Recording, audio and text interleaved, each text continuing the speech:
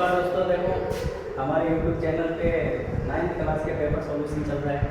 उसमें हमने 3 भाग डाल दिए हैं। अब उसमें फर्स्ट में पहला क्वेश्चन है, उसके 1 से लेकर 15 तक है, और दूसरा क्वेश्चन है उसमें रिक्त स्थान है, उसमें 1 से लेकर के 7 तक क्वेश्चन है, और तीसरा क्वेश्चन है उसमें 1 से लेकर के 10 तक क्वेश्चन है।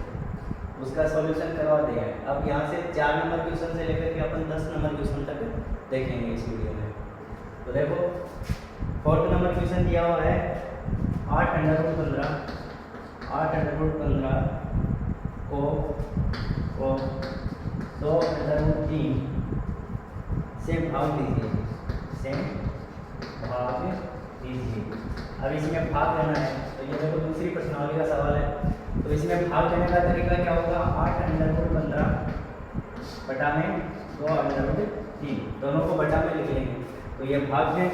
अब अपन देखो 2 के पाटे से 4 कट रहे हैं, 2 2 4, मतलब 4 बार 2 का भाग उस आदमी 4 बार गए, और यहाँ पे √15 है ना, तो इस √15 को अपन √3 गुणा 5 लिख सकते हैं, क्योंकि 3 गुणा 5 15 हो जाएगा, और बाकी में बटा में नीचे √3 सेम रखेंगे।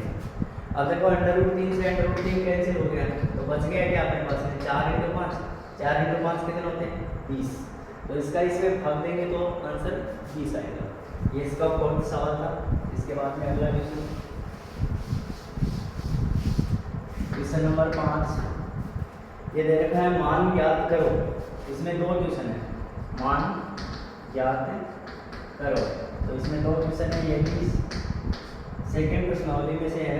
उसमें दे रखा है, पहला दे रखा है 64 उसकी पावर 1/2, और दूसरा है 125 और उसकी पावर 1/3। तो ये 2 सवाल है इसमें से। तो 64 का अभाज्य गुणनखंड के रूप में लिखना पड़ेगा पहले। तो अभाज्य गुणनखंड वैसे आता है तो बहुत भी बढ़िया बात है, लेकिन नहीं आ रहा है, तो अपन यहाँ से साइड में इसको करके देखेंगे। सबसे पहले 2 का डिवाइड करेंगे तो 32 आएगा, वापिस 2 का निकालेंगे तो आएगा 16, उसके बाद में वापिस 2 का लगाएंगे तो आएगा 8, इसके बाद में वापस 2 का डिवाइड करेंगे तो 4, इसके बाद में वापस 2 का डिवाइड करेंगे तो 2, और 2 में वापस 2 का करेंगे तो 1। इसका मतलब 2 2 2 2 ये कितने टाइम आ रहा है? 6 बार आ रहा है। तो इसका मतलब ये होगा कि 64 को हम 2 की घात 6 लिख सकते हैं, क्योंकि ये 2 है वो 6 बार है, तो इसको हम 2 की घात 6 लिख सकते हैं, और गुणा में ऊपर है वो घात सेम की सेम रखते हैं। अब एक नियम था घातांक में कि घात के ऊपर घात होती है तो गुणा होती है। इसका मतलब 2 की घात 6 गुणा में 1/2 लिखेंगे। अब देखो 2 के पाटे से 6 कितनी बार कट रहा है? 3 बार कट रहा है। इसका मतलब 2 की घात 3 बच गया। अब 2 की घात 3 यदि घातांक में आंसर पूछे तो ये आंसर बताना है, और यदि इसका मान पूछे तो 2 की घात 3 का मतलब होगा 2 गुणा में 2 गुणा में 2, तो 2 गुणा में 2 4, 4 गुणा 2 8 इसका आंसर हो जाएगा। तो सबसे पहले ये घातांक नियम आना चाहिए, नहीं आ रहा तो अपन साइड में इसको करके देख लेते हैं। इसके बाद में इधर वाला दे रखा है 125 की घात 3, तो 125 को अपन लिखेंगे 5 × 5 × 5, 5 गुणा 5 गुणा 5, इसकी घात वापिस 1/3 दे रही। अब 5 गुणा 5 3 बार लिखा हुआ है, कितनी बार लिखा हुआ है? 3 बार, तो 5 की घात 3 लिखेंगे, और गुणा में 1/3, और 3 से 3 काट देंगे, तो 5 की घात 1 बचेगा। तो 5 की घात 1 का मान क्या होगा? वापिस 5 ही होगा। 5 की घात 5 का मान कितना होगा? 5 की घात 1 का मान कितना होगा? 5। तो ये इसका 5 नंबर क्वेश्चन था।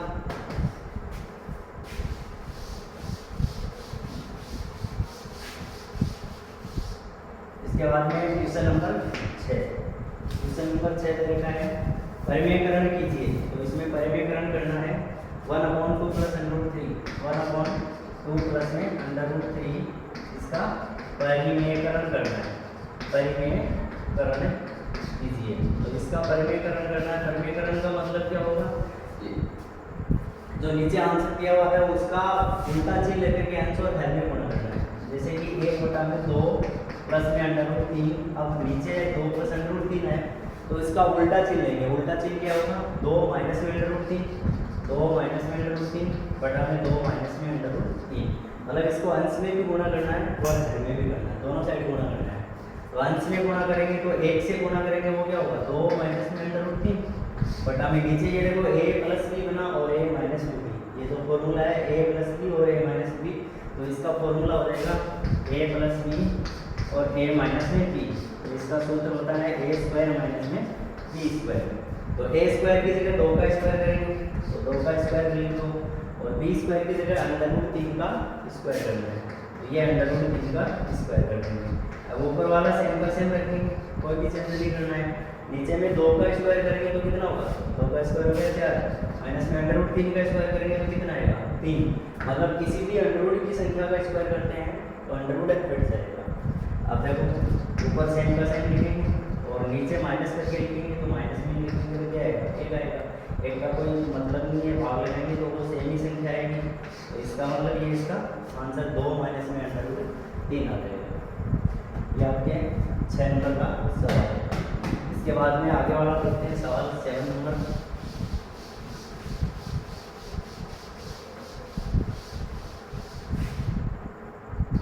क्वेश्चन नंबर 7 ये दे रखा है समीकरण x प्लस 2y और समीकरण x plus 2y equal to 4 के कोई दो हल लिखिए, कोई दो हल लिखिए। अब ये जो समीकरण दिया गया है इसके कोई भी दो हल लिखना है। तो इस समीकरण के कोई दो हल कैसे लिखेंगे, जैसे कि सबसे पहले x बराबर में 1 रखने पर सबसे पहले हम x के बराबर में 1 रखेंगे, तो जहाँ भी इसमें x है उसकी जगह लिख देंगे x प्लस में 2y और बराबर में 4। अब x की जगह 1 रखना है, इसका मतलब यहाँ पे 1 आ जाएगा प्लस में 2y बराबर में 4, या फिर 2y बराबर में ये 1 है वो उधर घटेगा, 4 में से 1 घट जाएगा तो कितना बचेगा 3, या फिर y बराबर में करेंगे तो 3/2। ये पहला हल है। इसके बाद में दो हल निकालने तो दूसरा हल लिखो। दूसरा हल करेंगे x बराबर में 2 रखने पर, x बराबर में 2 रखने तो ये क्या आ जाएगा x प्लस में 2y बराबर में 4, या फिर x बराबर में 2 रखेंगे तो 2 प्लस में 2y बराबर में 4।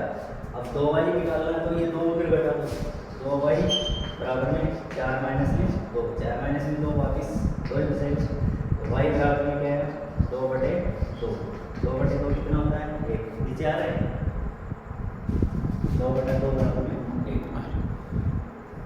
तो ये इसके हल थे दो, हमने निकाल दिए हैं। 7 नंबर क्वेश्चन में x के 2 मान पूछे थे। इसके बाद में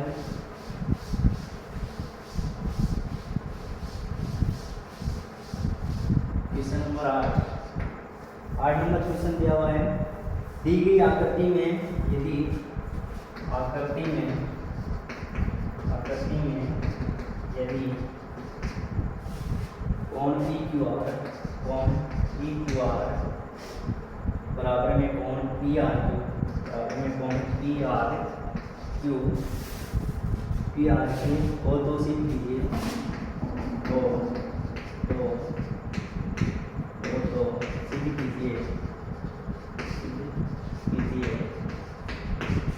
सिद्ध कीजिए कि कोण PQS बराबर में कोण PRT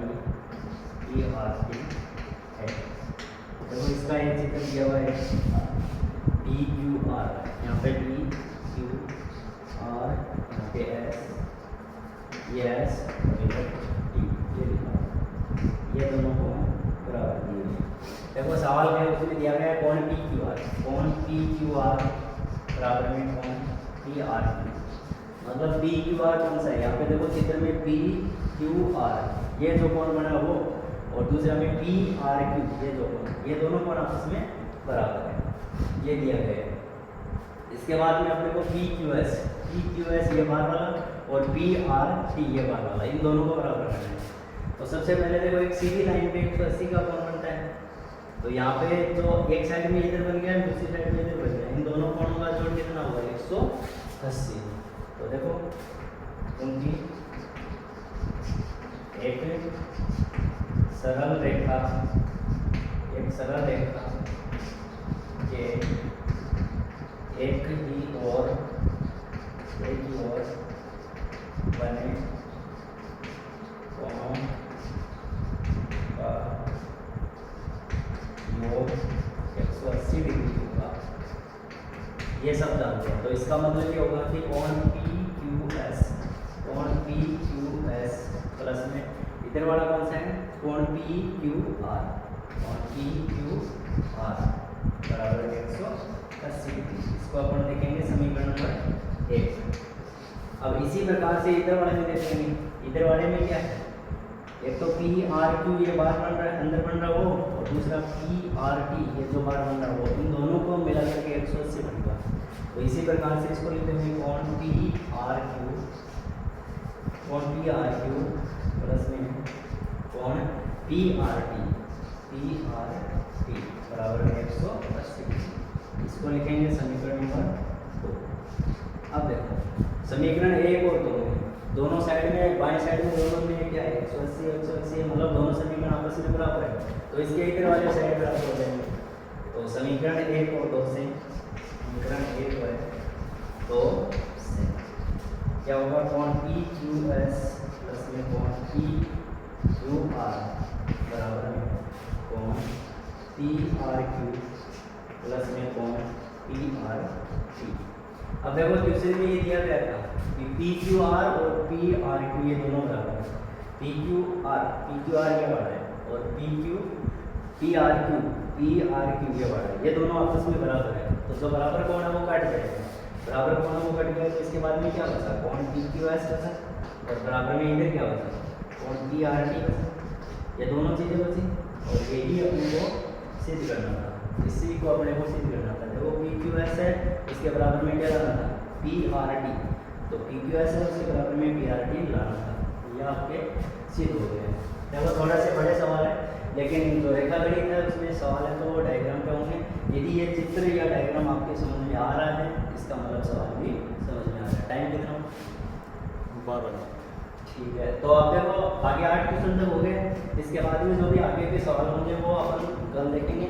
अब इस आगे जो सवाल दे रहे हैं वो कल देखेंगे। अब इस सवालों में यदि आपके कुछ समझ में आ रहा है तो आप इस चैनल को लाइक करें, शेयर करें और सब्सक्राइब करें, अपने दोस्तों के साथ में इसको शेयर करें।